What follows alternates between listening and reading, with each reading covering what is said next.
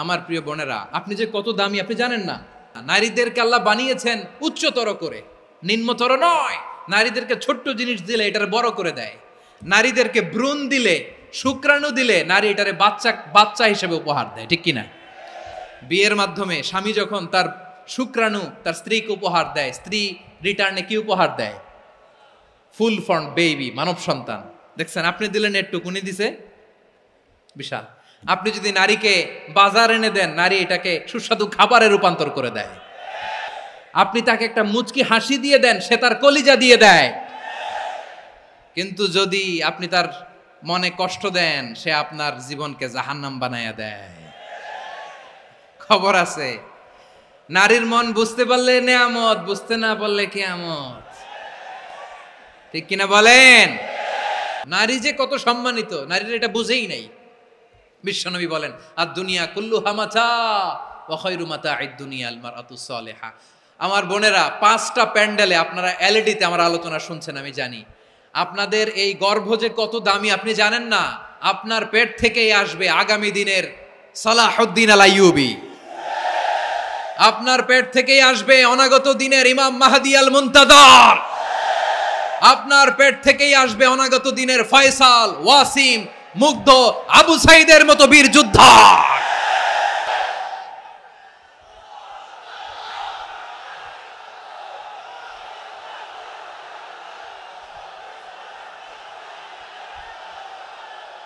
আমার প্রিয় বোনেরা, আমার প্রিয় বোনেরা, বিশ্বনবীর কথার ওজন খেয়াল করেন। আর দুনিয়া কুল্লুহা মাতা ওয়া খায়রু মাতা'আদ দুনিয়া আল মারআতুস সালিহা। দুনিয়ার সবকিছুই অ্যাসেট, এর মধ্যে সবচেয়ে দামি অ্যাসেট নেককার নারী। আপনার গর্ভ যে কত দামি আপনি জানেন না। নিজের সময়টাকে কাজে লাগান, কোরআন পড়েন, সুন্নাহ পড়েন। আপনার অনেক দায়িত্ব ঘরে। You are the MD of your family. একটা family it's a very big institution. পরিবার একটা অনেক বড় প্রতিষ্ঠান। And you are the MD of your institution. আপনি এই পরিবারের MD, managing director of your family. এখানে আপনার কত দায়িত্ব। আপনি ছেলে মেয়েদেরকে তারবিয়া করবেন। আপনি আপনার স্বামীর জন্য ঘরটারে জান্নাতের নীড় বানাবেন। আপনার জন্য জান্নাতের ডুপ্লেক্স বাড়ি ওইখানে তৈরি করে রাখবে কে? আপনি যে কত দামি আপনি জানেন না। নারীদেরকে আল্লাহ বানিয়েছেন উচ্চতর করে, নিম্নতর নয়। আমার প্রিয় বোনেরা, আপনি যে কত দামি আপনি জানেন না। জানেন না আপনি কত দামি, অনেক দামি আপনি। আপনাদেরকে যেন ভোগের সস্তা পণ্য বানাতে না পারে, আপনাদেরকে সচেতন থাকতে হবে, সজাগ থাকতে হবে, কনসার্ন থাকতে হবে। শয়তানের ওই হাতছানির দিকে আর নজর দেওয়া যাবে না। তাহলে কেন আল্লাহ তাআলা এই ফাহশা, অশ্লীলতাকে হারাম করলেন? 1 নাম্বার, এতে হিউম্যান ডিগনিটি কমে। 2 নাম্বার, এতে মানুষের অধিকার নষ্ট হয়। আপনি বিয়ে করেছেন, এরে পরকিয়া করেন, ওর সাথে এরকম আছে না নাই?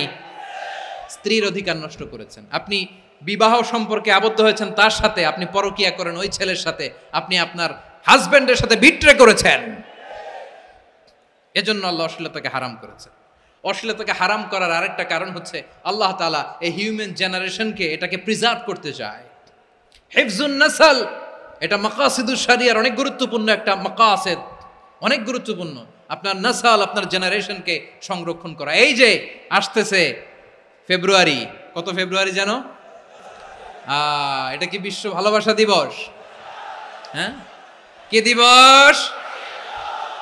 এই বিশ্ব ভালোবাসা দিবসের সাথে মুসলমানদের কোনো সম্পর্ক নাই। আমার প্রিয় ভাইরা, এই যে আপনি অবৈধ সম্পর্কে জড়ালেন,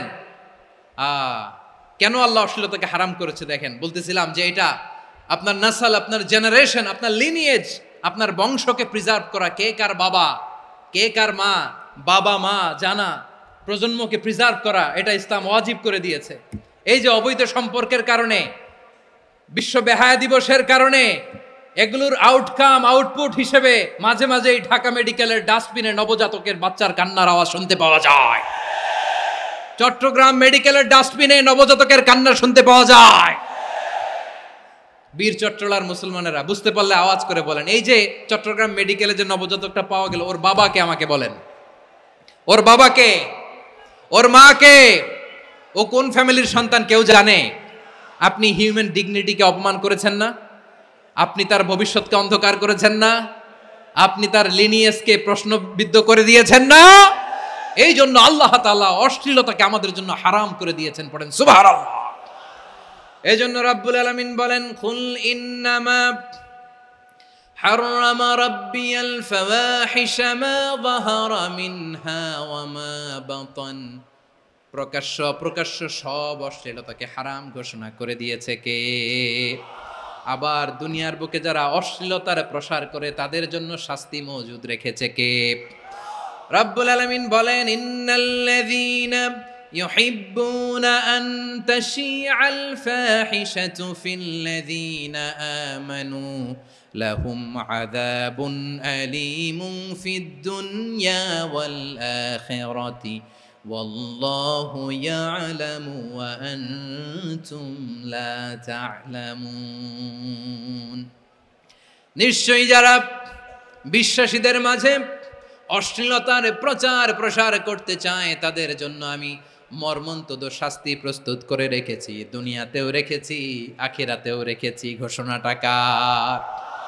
যারা এই নাটকের নামে, সিনেমার নামে, রূপালী জগতের নামে, মুভির নামে, ওটিটি প্ল্যাটফর্মের নামে আমার সমাজে অশ্লীলতা ছড়াতে চায় তাদের জন্য কঠিন মর্মন্তুদ শাস্তি মজুদ রেখে দিয়েছে কে?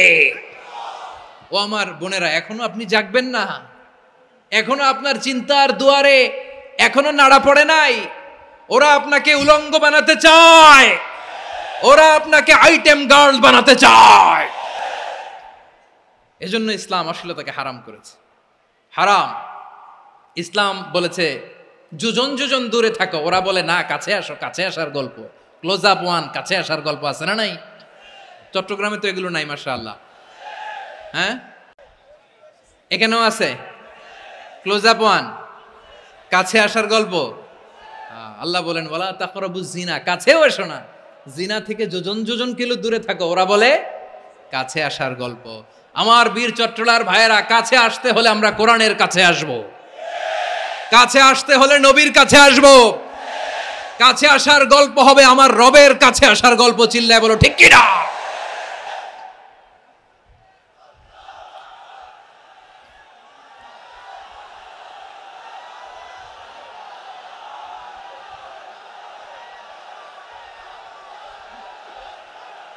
বসুন বসুন আমার ভাইয়েরা।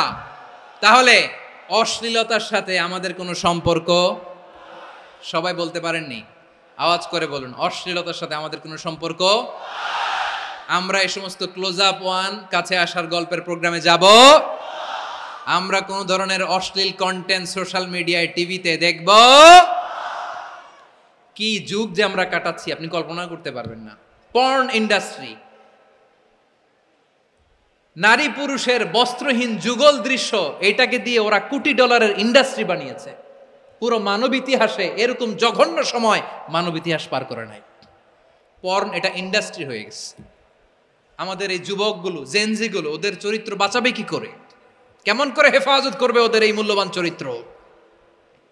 আমার প্রিয় ভাইরা, সুস্থ পুরুষ তার বায়োলজিক্যাল গ্রোথকে হরমোন দিয়ে স্টপ করে দিয়ে সে সার্জারি করে নারী হতে চায়। সুস্থ নারী পুরুষ হতে চায়।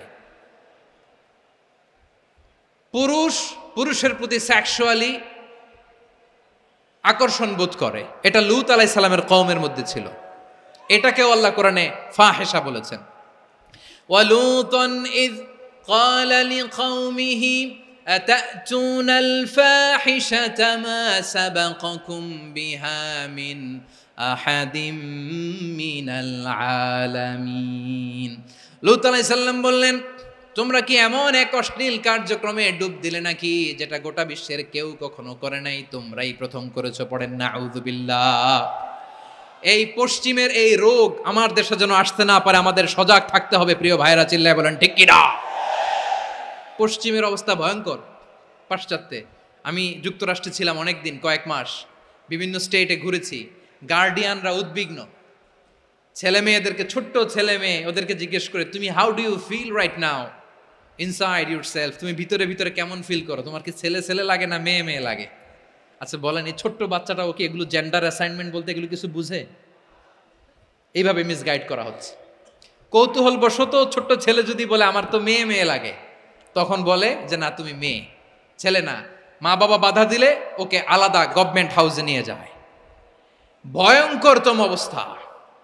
আমরা একটা সময়ে শুনতাম যে হুজুর আমার ছেলেটা খুব ভালো, হাফেজে কোরআন, আল্লাহওয়ালা। হুজুর আমার ছেলে দাড়ি রাখছে, আল্লাহওয়ালা। হুজুর আমার ছেলে 5 ওয়াক্ত সালাত জামাতের সাথে পড়ে, তার মানে আল্লাহওয়ালা। পশ্চিমে যে আমি কি শুনছি জানেন? ওরা বলে হুজুর আমার ছেলেটা ইউনিভার্সিটির একটা মেয়ের সাথে প্রেম করে, ও খুব আল্লাহওয়ালা, হুজুর দোয়া করবেন। এর কারণ ওদের কাছে আল্লাহওয়ালার ক্রাইটেরিয়া হচ্ছে হুজুর আমার ছেলেটা আরেক ছেলেরে পছন্দ করে নাই, আমার মেয়েটা আরেক মেয়েকে ভালোবাসে নাই, এজন্য আমার ছেলেটা আল্লাহওয়ালা, হুজুর ওর জন্য একটু দোয়া করে দিয়েন।